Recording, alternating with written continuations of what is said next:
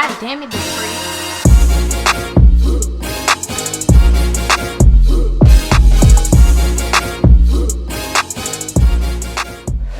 East Up, AR Plain James from the east side of South Central, musician / creative director / graphic designer. So finding stills and how did I even get about doing that? Honestly, I'm from the east side, it get easty, you want the deal. So, you know, at that time, StockX became a thing, and I just seen shoes that I know shouldn't be going for that much. They was like taxing for them. So I was just like, I ended up stumbling across OfferUp, and I was like, let me type in some of the shoes. And then that just became a adventure. Like, I like going to see, you know, making sure, authenticating them, making sure they real, and then coming away with a steal that on StockX might be for $550, and I got them for like $220 or, you know, retail. And I never stopped doing it. I really don't. It'd be hard for me to be on TikTok like that, for real. Kind of forgot about that one, but yeah, getting gifted babe sneakers for Father's Day. That definitely had to be top 10 gifts of all time because, you know, my affinity for sneakers, you know, and the fact that she knew, like, to go get those rare sneakers for me, like, yeah, that had to be top 10 for sure. I think my favorite sneaker of all time has to be the Air Max 95 Neon. It's just the color, just the way they sit on you, like, it goes with everything. Like, it's just a classic silhouette, and I buy it every time they retro it. The sneaker that gave me the most hassle would have to be the Nike SB. I don't even remember the name of it. It was black, and it had a gray Nike sign. This was before I was even copping sneakers, but that was the one and only time I ever went on a hunt to get some sneakers. Like, I was up and down Melrose. I was trying to find them sneakers. I ended up getting them a whole half size down from my whole size. Like, I had to really squeeze my dogs and them puppies. Like, I needed them shoes. Like that Nike SB. I don't know the name of it, but y'all could pull up the name. It's a black suede with the gray Nike sign. What shoe did I want that my parents didn't get me? Well, I would have to say the Air Jordan 13 Chutney Low. It's not that she couldn't get them for me. I just had a smaller foot than my siblings, so that actually started my affinity for shoes. Like, I had to get the team, what we call Team Jordans now, cause my shoe size, you feel me? So everybody got the 13 lows, and I ended up getting the Eddie Jones.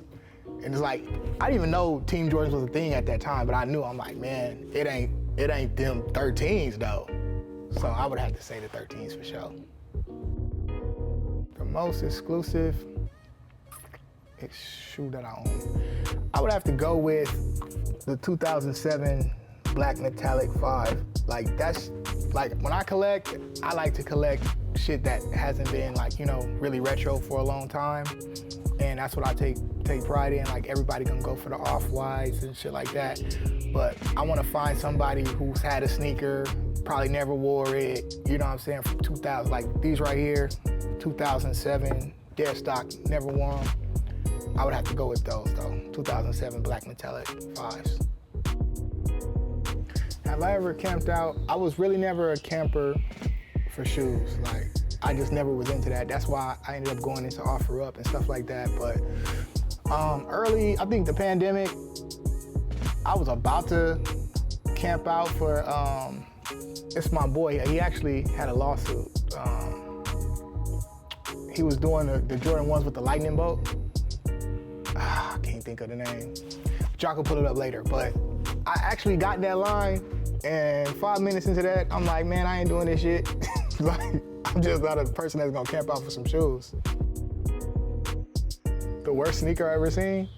Probably had to be them spinners. Motherfucking Dadas, I think. With the spinners on them motherfuckers. I hate them motherfuckers. There's a nigga out there probably like, them shit's fire. Sit down. That's crazy. I think the first sneakers I bought my own pair, my own money, would have to be the Jordan 13s, He Got Game. Because prior to that, like, I really wasn't copping sneakers, so when I got in the position to be able to cop some, they had them at. I grew up on the east side, so in LA, majority of the people go to Slauson, swap meet, you feel me? And them shit's gonna be sold out, like.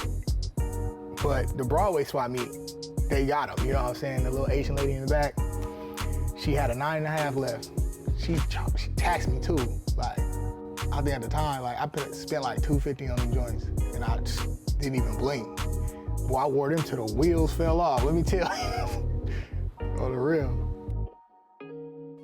In my own words, what sets it apart is, I would have to say, like, everybody that collects shoes is like, it kind of like, you kind of express your swag through what you collect, you know what I'm saying? So it's like individuality versus another hobby, like, you know what I'm saying? Like, it just, like, when you collecting, I don't know, like, for me, it's the thrill, like, cause how I collect, you know? Like, I like going through the whole process. Like, a dude might have his shoes up for like $250. I might work on him for a month. Man, you gonna get down to that 180. I might have my girl hit you up on another offer up account once you accept the two and see if you take a 20 less, you know what I'm saying? Like, I love that. I love the chase. And then when I finally get them, let them sit. Like, I think that sets it apart for sure. These days, to be honest, I'm not really keeping up with the trends like that. Like, as I get older, it's just like, I cop what I want. Like, you know what I'm saying? I cop what I like. It's too much to keep up with the latest and the greatest, you know?